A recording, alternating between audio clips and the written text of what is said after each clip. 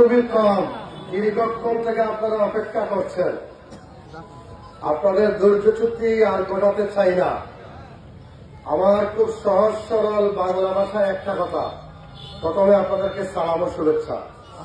2 নম্বর কথা হচ্ছে, আপনারা যে আন্দোলন চালাচ্ছেন, সংগ্রাম চালাচ্ছেন, শুধু আপনার ব্যক্তির জন্য না, এই অঞ্চলের কেটে খাওয়া মেহনতি শ্রমিকদের পক্ষে আপনাদের এই আন্দোলন, ঠিক কিনা? এটার সাথে আমি দীর্ঘদিন থেকে একাত্মতা ঘোষণা করে আসছি। এই অঞ্চলের যত দাবি আছে, সব দাবির উপরে আমার একটা দাবি, যে পাথর কুয়ারি খুলে দিতে হবে। আমাদেরকে আইন দেখাইয়া গরিবদেরকে লাভ নাই।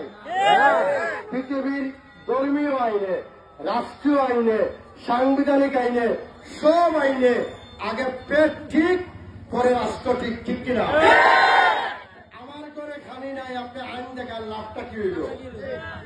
আমি আমার খাবারের জন্য যদি পাথর তুলতে যাই, আপনি যখন আমাকে বলেন অবৈধ পাথর তোলা দেয়, আমাকে হ্যান্ডকাপ করান, ওই আইনটা আমি মানতে পারি না।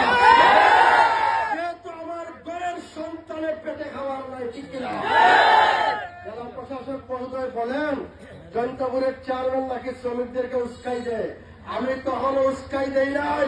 শ্রমিকরা যদি নাম আছে, আমি জয়নাথির বেঁচে থেকে কোনো লাভ নাই। আমার বক্তব্য কি পরিষ্কার? ঝামেলা আছে? আমি বলছি বারবার, জনতাপুরে আমার বাড়ি, মায়ের সন্তান।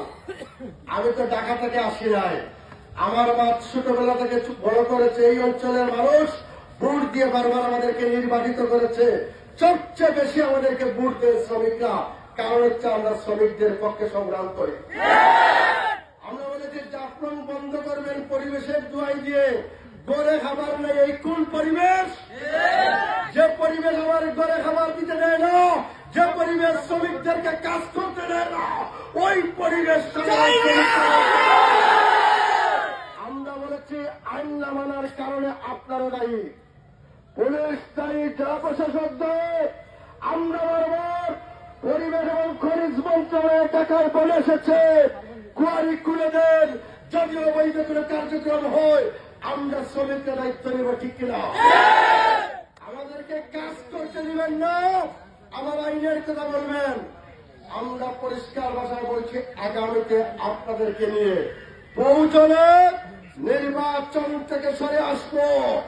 এই অঞ্চলের মানুষের কুয়ারি খুলে না দেওয়ার আগ পর্যন্ত কিসের নির্বাচন? ভালো থাকবেন।